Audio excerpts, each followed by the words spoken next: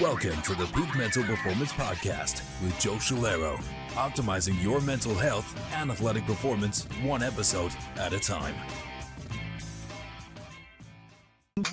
Okay, awesome. So, thanks for taking the time to do this. So, we had you on for the first episode and we talked. It was awesome. Got a lot of great feedback. We kind of talked just like general, sports psych, mental health. We kind of just like barely touched a bunch of topics. And then, Sure.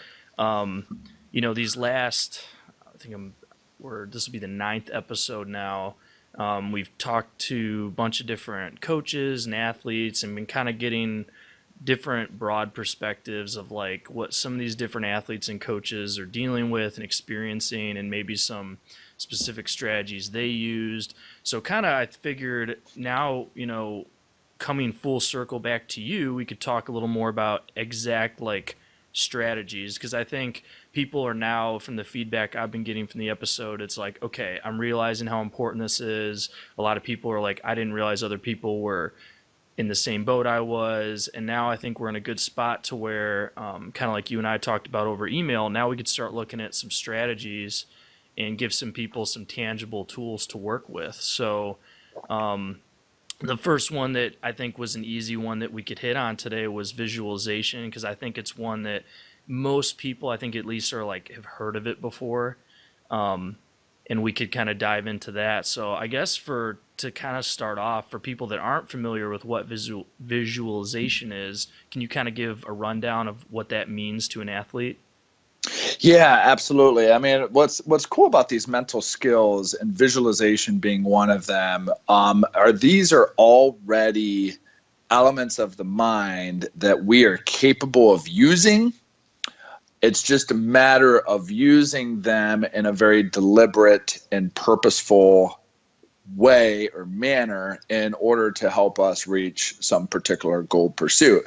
And so what I mean by that is we all have the capacity to create an image in our mind, right? If I invite the viewing public at home to close their eyes and picture a watermelon, they can do that, right? Like, that's the beauty of our particular prefrontal cortex, or wherever in our heads where that rests. So visualization really is the ability for us to bring an image into mind, or a sequence of images, or essentially like a movie reel in our minds. We're capable of doing that. Right. So that's an element that exists within us that we have pre-programmed that we're capable of utilizing. Visualization then, as it is applied in the performance arena, is using that ability to then better prepare some mental aspects or mental elements that we're working on. So we could use visualization to increase confidence. We could use visualization to increase our ability to remain composed under pressure. We can use visualization to help pump us up when we're feeling unmotivated or a bit more fatigued or tired. We can also use visualization to help remind us of the things that we need to focus and concentrate on. So the visualization very much is a tool that can help us to accomplish whatever mental element goal we're seeking, that will ultimately help us perform to the best of our ability. That's great. Kind of like you mentioned too, like it's like it applies even out, we visualize things every day. And that's what I think sometimes people forget is like, this isn't like we're teaching you some new thing you've never done before, but it's like refining your skill that you already used to actually help you. And I'm sure like, for a lot of the people that have been kind of working with or talking to that deal with anxiety about what the future holds, they're using visualization in a bad way even. So yeah. Do you see that a lot with athletes that you work with? Oh, I mean, 100%. I mean, you're just putting on this movie reel of all the bad shit that could potentially happen to us when the person says no, or we interview for the job, or we turn in the application, or we go in for the tournament. And it becomes very real, right? Because if you think about it, essentially we think in pictures.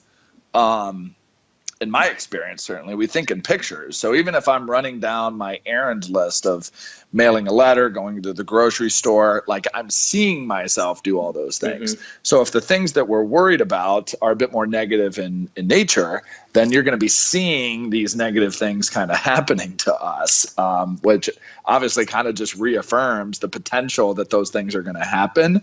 They don't have to, but in our minds, it's kind of making those things more and more real for us. Yeah, for sure. And if you think about it, I mean, and not to like kind of downplay this negative thinking or this negative visualization that happens, if you really think about it, I mean, that's a beneficial evolutionary tool that we have, because it is sure as a hell much more beneficial to our survival to remember and be able to see the poisonous berries compared to the berries that really, really taste good. Yeah. Because the berries that really, really taste good are fine, okay? It's the berries that are poisonous that will ultimately kill us. So it is actually programmed in our minds to actually notice the negative, because the negative is what kind of helps keep us alive from an evolutionary type of standpoint. Now, for us, fortunately, in the industrialized world, and certainly probably the individuals privileged enough to be listening to this podcast right now or watching it, we no longer have to worry about poisonous berries. We no longer have to worry about, is that a raccoon or a saber-toothed tiger? Right. What we create now are psychological poisonous berries. Right? So how is this lift going to go wrong, or et cetera? Well, that's like even what in my last couple episodes I did with Chad Ikes, who's another powerlifter, we kind of got on the topic of how, you know, it's easy to start looking at a lot of things associated with like a very type A personality, or even people who struggle a little bit with obsessive compulsive tendencies, and to always view them as like just a bad thing that needs fixed. But like to your point, you know, these are a lot of tools that essentially in another time and place would be very useful in like a tribe or society. But a lot of times like our lives are structured in a way now in modern, you know, like you said, post-industrial kind of times where it's like a lot of people are struggling to figure out like, where does that belong now? And I think that's what a lot of people, it seems like athletics attracts a lot of that. And then people are like, when they're outside of their competition, it's like, what do I do with all of this, you know, nervous attention to detail? Yeah, no doubt. Right. Live by the sword and die by the sword. Right. So so like, what are some ways that, I guess, like maybe to paint a picture for people, like what's a way that visualization plays out like real world for, like, if you say like are talking to an athlete in a counseling session or counseling sessions and you're helping them with visualization and they're getting ready for a competition, how would you like to see visualization work out to their benefit when it comes to competition day? Yeah, absolutely. So it kind of depends on what their particular performance goal is, or the mental element that we've been working on.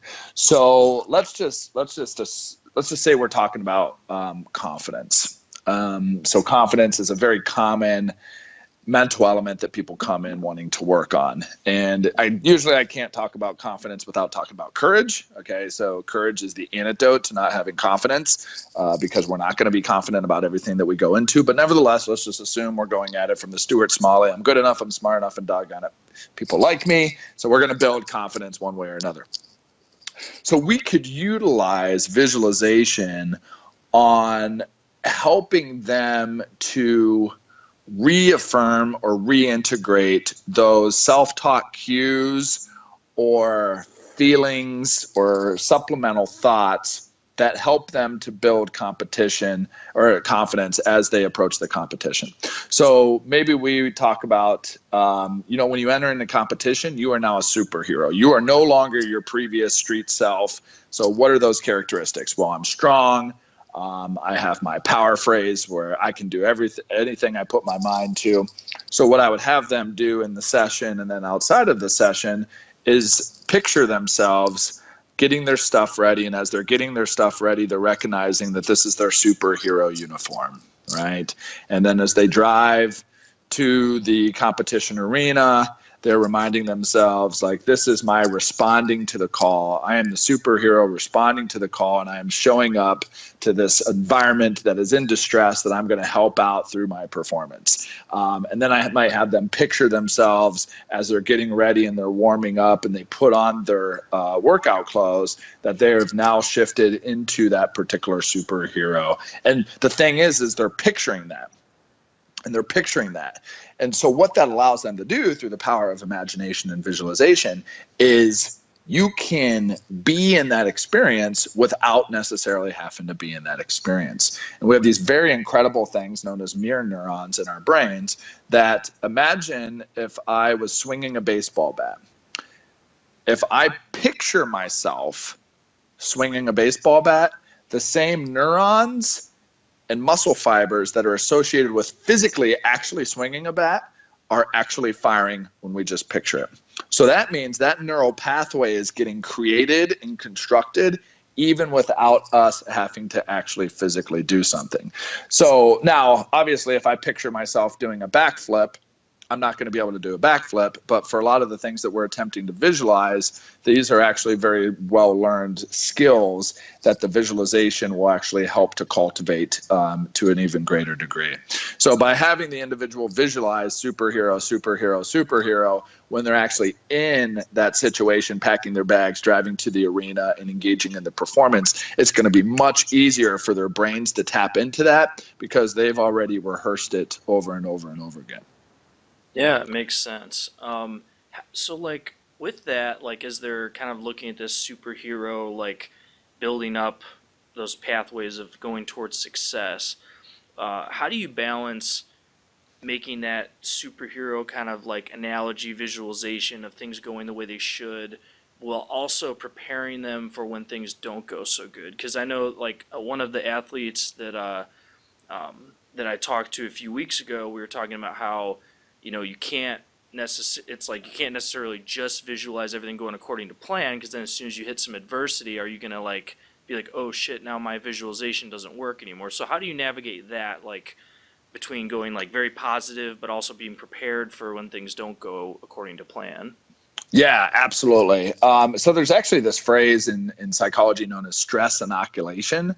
And stress inoculation is exactly that, of preparing for the worst, right? Now, and you don't have to get ridiculous. Like, I'm going to do a mental visualization in case there's a tornado on the day that I'm doing my lift. Like, well, or a flock of killer bees comes through the arena. Like, no, like what are legitimately the things that could potentially go wrong? I forget my straps, or my first rep isn't that great, or whatever it might be, and being able to picture yourself overcoming that. And what's great is, again, is with somebody like myself, a sports psychologist or a coach, you roll through those things. Okay, what are the obstacles that could potentially come up that get in the way of you performing to the best of your ability? Where I could forget my stuff, the first lifts could not go so well. Okay, so in the event that those things happen, what are you going to do? All right, well, let's write them down. Let's list that out. Okay, etc.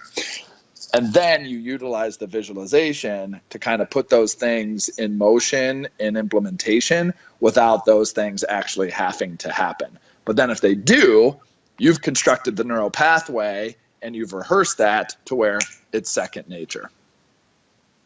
Yeah. And that's essentially what film work is, right? So my background, I was on the football team. We watched film all the time, not because we liked watching ourselves run around in football pads, but what that essentially does is, okay, well, if you're a quarterback and the linebacker is blitzing, that's something that's going wrong, right? And let's say the guard missed that and the linebackers got right through. What are you going to do in that particular? That's stress inoculation, where you can come up with a response and you practice that enough in your mind. Boom, it's second nature. So when that linebacker does go through because the guard missed it, you know that you have the running back that you can easily check down to right there on your right, and you've just managed to save the play. And the same thing applies with us trying to save the day, save the play in our own lives as well, whatever performance endeavors that includes. Yeah, it makes sense. And I think those things are good for people to remember, because I think sometimes at first kind of thought of visualization without talking to someone like yourself or knowing what it involves, people could think that just means obsessing over the competition coming up. But there is a structure to it, like you said. Like you're deliberately looking at certain avenues and painting a picture a certain way. Because if all you do is lay up all night thinking about your competition, that's not the same thing as what you're talking about. And I think that's good for people to remember too, especially if they err on the side of getting obsessive about their competition. It's like you gotta, and that kind of almost comes back to what we talked about of like there's certain tendencies that they can be good and bad. So like if we can seems like if we can redirect some of those tendencies, then you can be used for a good outcome. Totally. And I think it really goes a lot in line with pre-performance routines. So a routine is really important, but then you get individuals that need their Gatorade bottle to face 150-degree latitude, and if they forget their magic socks, they're not going to be able to perform well. So in the same case of routines, like we want to be in control of the routine, we don't want the routine to be in control of us. The same thing applies to the visualization. We want to be in control of the visualization and have it be deliberate and purposeful and actually make sense with what we're trying to accomplish, compared to the visualizations taking control of us and letting the rabbit just go over and over and over down that rabbit hole to where we're more obsessive and anxious and having some sleepless nights, for sure.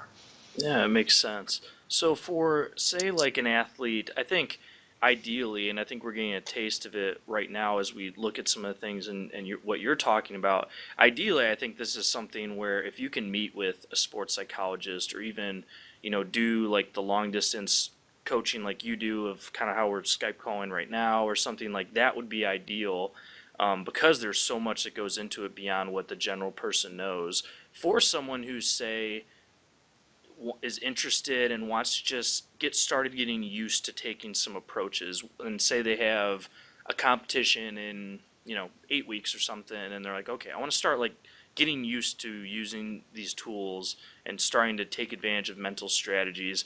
What's like a kind of like an initial game plan that you would say, like, start with this and start building the habits? Yeah. So I think the biggest thing is just taking inventory of what your perfect performance looks like. All right. Because that's usually pretty easy for people to recall. It doesn't even have to be a perfect performance because that really doesn't exist. But like the time that you really had your best performance, what were you doing? How were you feeling? What were you thinking physically? What was going on? And then what you do is you kind of, as you've identified those bullet points, then you can go back and kind of edit in a bit of a narrative or a script that puts that a bit more into a long form kind of story. Because with visualization, the more vivid and specific it is, the better. So you really do want to have the experience as though you're actually there. So what are you seeing? What are you hearing? What are you smelling? What are you tasting? What are you feeling on your body? What are you thinking? What is your physiological kind of state that you're in? So the more vivid, sensory-wise, that we can incorporate into that, the better. So we've identified some bullets based on our previous history of what this perfect or really awesome kick-ass performance looks like. We've identified that in such a level that now we have a bit of a narrative or a script that's been developed. And so now our job is to familiarize ourselves with that script enough to the point that we're able to kind of see it and believe it and have it accomplish what it needs to in our mind and in our heart and in our body. Then some people, you can record that. You can record your voice kind of going over that narrative in a slow, deliberate type of manner. You can put some of your favorite music on over top of it. Now with simple iMovie on our iPhones, that's something that's very simple to create. Same thing in GarageBand. You can easily dub vocals over top of a musical choice, and then just listen to it. Right? And then just allow your brains to kind of go there and engage in that visualization. So whether you're using all the bells and whistles or not, just reminding yourself of a perfect performance, identifying that in a more concrete manner, just so it's a little bit more top of mind, and then using those things to picture yourself engaging in that perfect performance in the future. That's at its baseline. Then you can just go crazy, right? If you want to create a visualization for remaining composed under pressure, create a visualization for pumping yourself up, create a visualization for what happens if you forget your gear, creating a visualization for when it's the finals, whatever that might be, it's the same tool, just applied in these different types of circumstances. Yeah, no, that's great. And and correct me if I'm wrong too. I think for a lot of athletes, and these might be some other strategies that we could go more into in the future, but I think for a lot of athletes where, especially with the current society we have where there's constant technology and stimulus, a lot of athletes can have trouble quieting their mind enough to even be able to understand what's going on during a perfect performance. So things like meditation and even starting with like a simple app or something and breathing exercises, those can help set the stage for the visualization. Am I correct? Totally, totally. Because we kind of want a blank canvas Mm-hmm. to be able to paint on. And the way that we blank out our canvas a lot of times is to declutter our minds. And one of the greatest ways, if not the greatest way to declutter our mind, is focusing on our breath and engaging in a meditative technique. So absolutely, I think that's a great framework to silence the brain, calm the waters, and then allow us to more deliberately and purposefully, there it is again, think about what it is that we want to think about and the type of picture that we want to create and paint. That's awesome.